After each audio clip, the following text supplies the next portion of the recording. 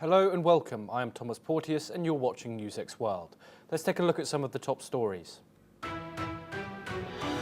Ukrainian President Vladimir Zalinski will travel to Berlin on Wednesday to take part in a video conference on the war ahead of Friday's US-Russia summit in Alaska. European leaders plan to urge President Donald Trump to protect Ukraine's interests when he meets Vladimir Putin. Small groups of Russian soldiers advanced near the Dobropilya in one of the biggest incursions this year, part of Moscow's drive to seize all of the Donetsk region. Ukraine dispatches reserve forces describing heavy fighting ahead of the Alaskan summit.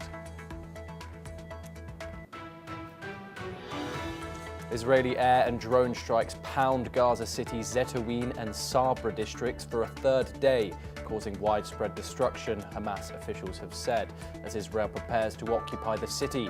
Meanwhile, the UK, EU, Australia, Canada and Japan warn famine is unfolding and demand immediate steps to allow aid into the enclave.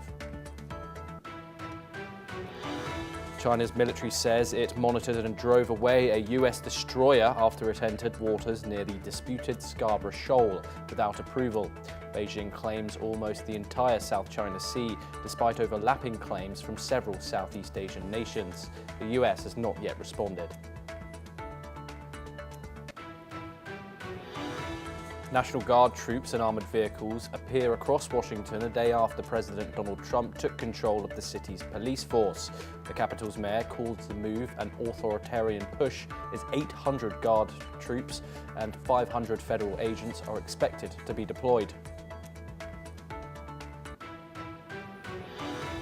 Britain, France and Germany warn they will reimpose UN sanctions on Iran if no diplomatic solution to its nuclear program is reached by the end of August. In a letter to UN Chief Antonio Guterres, the three foreign ministers say they will use all diplomatic tools to prevent Tehran from developing a nuclear weapon. UN Secretary-General Antonio Guterres says he has credible information of patterns of sexual violence used by Israeli forces. His report also lists Hamas as credibly suspected of rape or sexual violence allegations the group rejects. Israel also dismisses the UN's concerns as baseless accusations.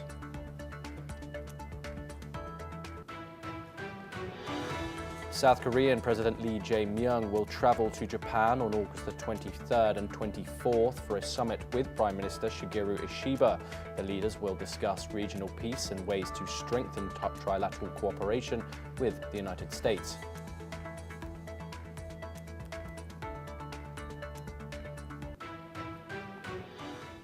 We start this hour in Europe, where Ukrainian President Vladimir Zalinski will visit Berlin for talks with German Chancellor Friedrich Merz ahead of the Trump-Putin summit later this week. President Zalinski said Ukraine and its allies must work together to pressure Russia into ending its invasion, warning there are no signs Moscow is prepared to stop the war. He urged learning from past experiences to prevent deception on the part of Russia. He will first meet European leaders, followed by a virtual call with US President Donald Trump and Vice President J.D. Vance. Later, leaders from the Coalition of the Willing will discuss plans to help police any future peace deal between Moscow and Kyiv. Chancellor Merz has pledged to help Ukraine develop its own long-range missile systems free from Western restrictions. This marks Zelensky's first trip to Berlin since late May. We're now joined by Glenn Grant, who's an ex-advisor to Ukrainian Defense Minister. He joins us from Riga in Latvia. Glenn, thank you very much for joining us here on the program. What concerns do you think Zelensky has, Glenn, in regard to this upcoming summit? And do you think European powers are doing enough? Are they doing all that they can do to prepare Ukraine and, of course, the US President Donald Trump as well? Well, I think Zelensky's main concern is being sold out, and that, you know, that Trump actually sides with Putin, and then puts pressure on Zelensky to accept a peace deal that is not favorable to Ukraine.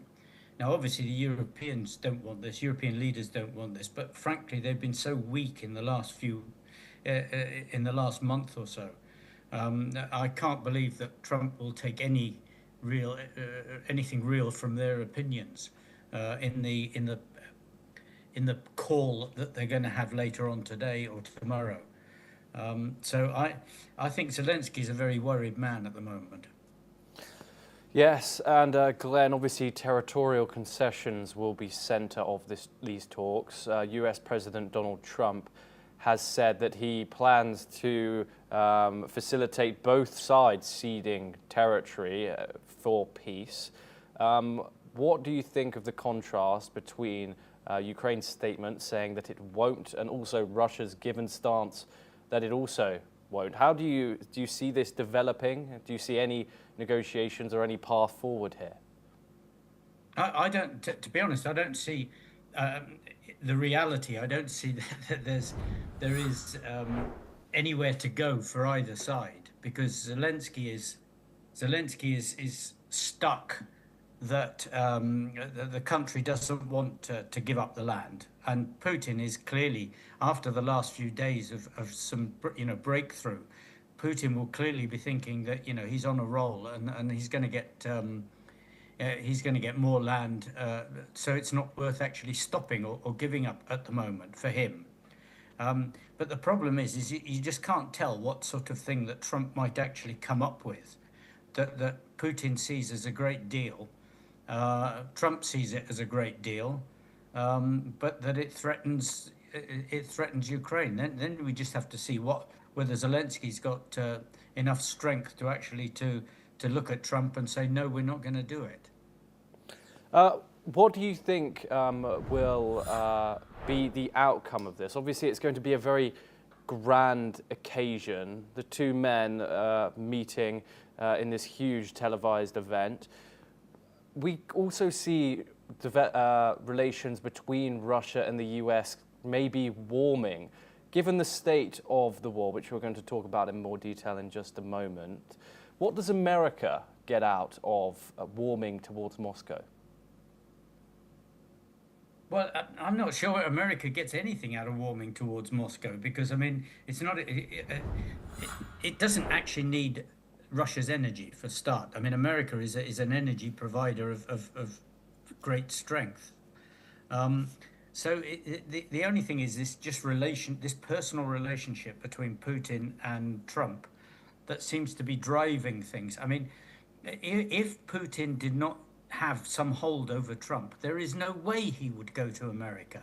Not a chance. So he obviously believes that Trump is on his side. And come on, for everything that we've seen in the last year or so, it seems that Trump is on Putin's side. So there's nothing for America in there, really. What's the outcome going to be? Your guess is as good as mine. It's almost like flipping a coin of whether Trump is going to come back and say Putin won't do anything, therefore I'm going to support Ukraine, or Putin's willing to offer this, and Ukraine, you have to give up land. I mean, it could be either or, and I think it just depends upon who Trump speaks to last before he actually goes into the meeting. Yes, Glenn. We now move to the battlefield for more updates, where Russia says its air defense units have destroyed 46 Ukrainian drones overnight. The RIA news agency reported the attack was intercepted by Russian drones. Glenn, what are your thoughts about the escalating tensions here, the escalating hostilities, particularly by air, in regards with this backdrop of this big meeting coming up? Donald Trump has been vocal, especially when huge civilian casualties do occur. What are your thoughts on what's currently going on the ground? Well, I mean, yeah, on the ground, in the air first. Yes. Which is, it's really impossible to actually to tell, how many drones Russia shoots down, because there's so much lying from their side. And when you actually see that the results are there on behalf of Ukraine, maybe hitting a factory or hitting or hitting an energy facility. And then Russia says it downed all the drones beforehand. So it's very hard to take them seriously.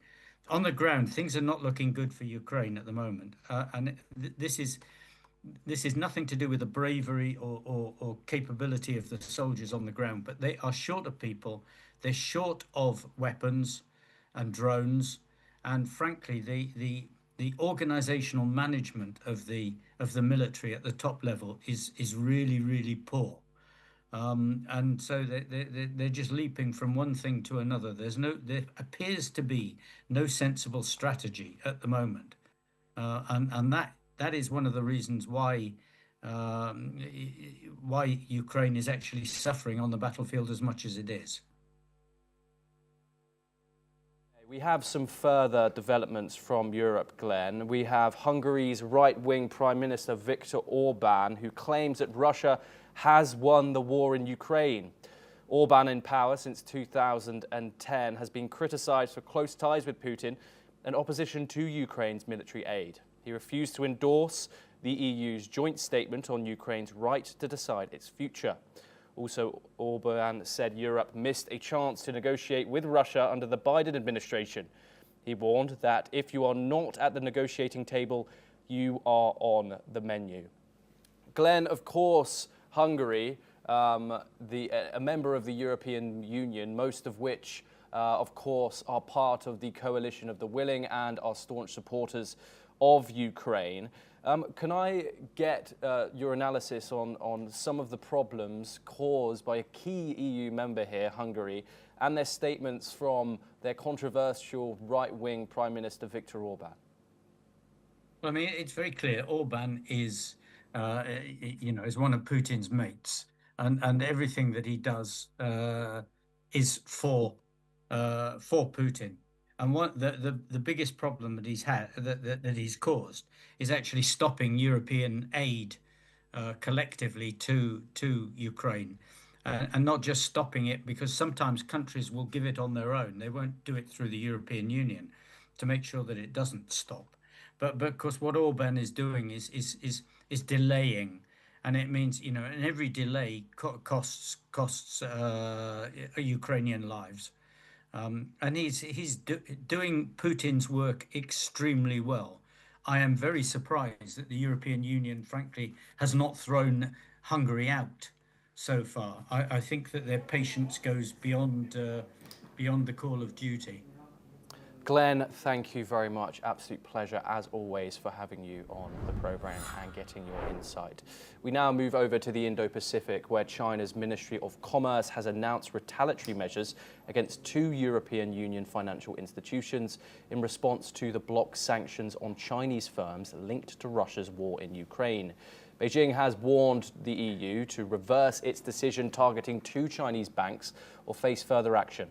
The ministry says the sanctions damage China's legitimate interests and has called on the 27-member bloc to correct its wrongdoings.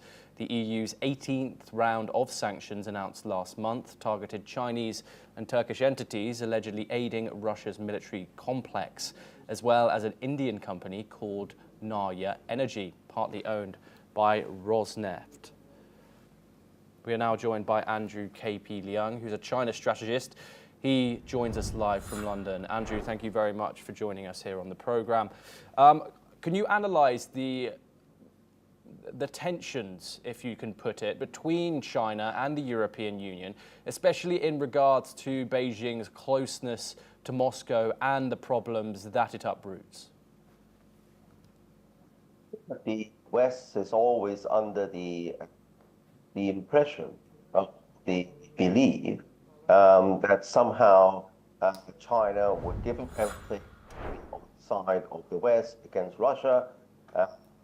Not only that China, of course, is refrained from supplying Russia with weapons, very, very careful, walking a thin line, bearing in mind the close economic relationship between China and Russia. But also that increasingly there is a narrative that China needs to do much more. Rather than not supplying China with weapons only, China needs to sever all ties with Russia economically, in spite of the fact that, of course, the two countries, China and Russia, are intertwined, are extremely complementary. Russia being the world's largest exporter of energy and agricultural products, and China being the world's largest customer. But in spite of that, there's the rhetoric in the West, including the European Union, that China needs to do more. China needs to not buy Russian oil, not buy Russian products. Well, that, of course, is trembling on China's sovereignty, because these purchases, these economic relationships date back well before the war on Ukraine. So I don't think that China would agree to that. And as a result, just reported the war is not wearing on, increasingly not in favoring the Ukrainians, because Trump is starting down on the support of weapons and also money to Ukraine. Let's face it, I mean, the war in Ukraine is a proxy war. It's not entirely driven by the Ukraine's own defenses in terms of blood and treasure. But of course, the treasure comes from, most of the money comes from the Western allies, and also especially the United States. And then the major supplier of weapons is by the United States and bought by some European nations.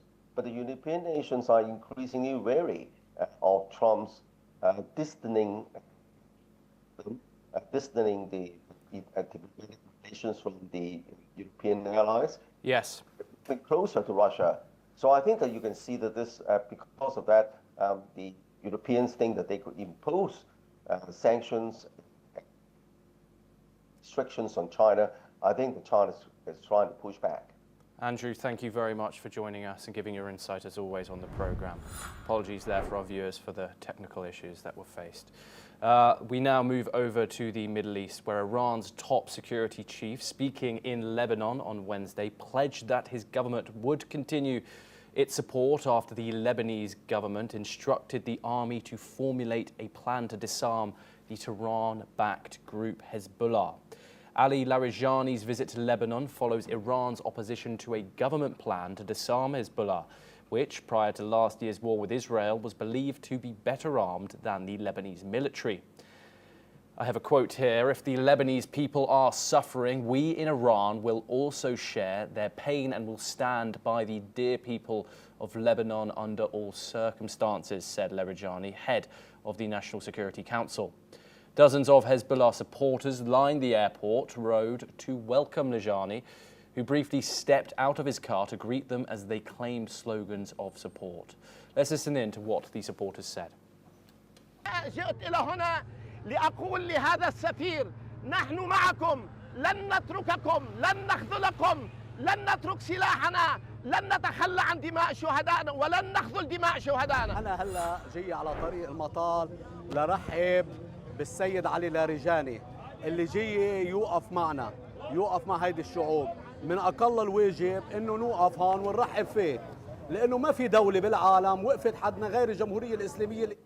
In Lebanon, Larijani is set to meet President Joseph Aoun, Prime Minister Nawaf Salam, and Parliament Speaker Nabi Berri, a close ally of Hezbollah.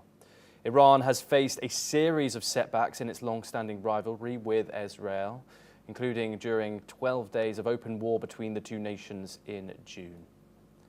We're now joined by Peter Baum, who's the foreign editor of the Weekly Blitz. He joins us live from London. Peter, thank you very much for joining us, as always.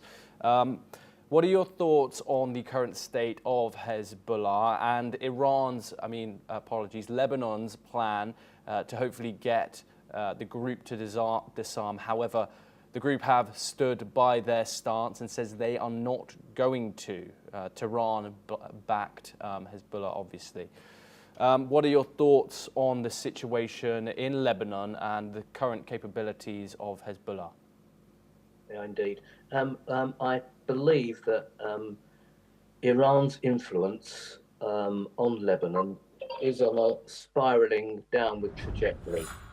I do apologise about this. Can you hear that phone in the background? It's all right, Peter. We can hear you clearly. It will finish shortly. I do apologise. That's all right. We will. Okay, Peter. We will come back to you hopefully when that is finished. We are currently discussing Hezbollah in the Middle East, where Lebanese foreign minister is Iran's top security chief, is speaking in Lebanon, and he's pledging that his government will continue to support the Lebanese government as it instructed the army to formulate a plan to disarm the Tehran-backed militant group Hezbollah. We're once again joined by Peter. Don't worry about the interruption, Peter. We will carry on. Your current thoughts on that situation, Hezbollah's current abilities, its refusal to disarm, and also the Lebanese army's stance and its plans. Indeed. I believe that Iran's influence on Lebanon, both politically and militarily, is on a spiralling downward trajectory. Lebanon militarily, which was the major power in Lebanon for decades, since the war with Israel, does not have that comfort anymore. And politically, as we've seen, the Lebanese government themselves are trying to disarm Hezbollah, despite Hezbollah stating that they will not disarm. Very recently, unfortunately, 7 members of the Lebanese army were killed in an explosion trying to disarm Hezbollah armaments. The Christians, the Sunnis, the Druze, the Maronites in Lebanon do not want Hezbollah to have the same kind of influence that they have done. And it was very interesting that when the Iranian minister came into the airport, only 2 years ago, he would have been greeted by thousands of Shia supporters. Now they could only muster a few dozen. Very recently, Hezbollah tried to show a sign of strength in Lebanon. They had about 50 motorcyclists waving Hezbollah flags.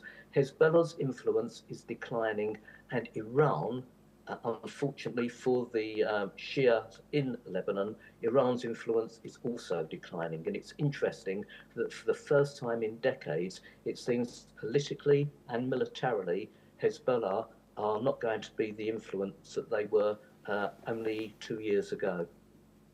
Yes, indeed. And your thoughts on Tehran's statement in supporting the Lebanese military, which is thought to have currently have less military capabilities than Hezbollah itself. And also we have to talk about Israel's continued strikes on military infrastructure belonging to the Tehran-backed group. Indeed. Now, because of that, and because of what's happening in Iran internally, don't forget they are under severe domestic pressure from this. Let's face it, a biblical drought. Tehran is virtually closed down 2 days a week now, and the Iranian Minister for Water and Agriculture has suggested that the cities, the population of the city, move out to other cities that can accommodate them. So what can Iran do other than show continued signs of rhetorical support for their main ally in Lebanon, Hezbollah, but militarily and politically, they are losing influence as each day passes by. So I think in this particular issue, Israel has definitely, through military power and through political influence of the Trump administration, and because of what's been going on internally in Iran for the natural disaster she's facing, the sheer axis of resistance in Lebanon, I'm afraid, is not the influence it once was. Peter Baum, thank you very much for joining us here on the programme. Pleasure to talk to you as always. We now move on, and Indian Prime Minister Narendra Modi is likely to meet US President Donald Trump during a visit to the United States next month. This trip would coincide with the United Nations General Assembly in New York, with Modi's name on a provisional list of speakers for the general debate on September the 26th. Sources say no final decision has been made yet. Now the visit is expected to focus on discussions with Trump to resolve trade and tariff disputes. This comes after Trump announced an additional 25% tariff on Indian goods, which brought the total to 50%, one of the highest levies on any US trade partner. Talks have stalled over disagreements on India's farm and dairy sectors and purchase of Russian oil. US Treasury Secretary Scott Bessent has said that agreements with the countries like India are pending, but hopes to wrap up negotiations by the end of October.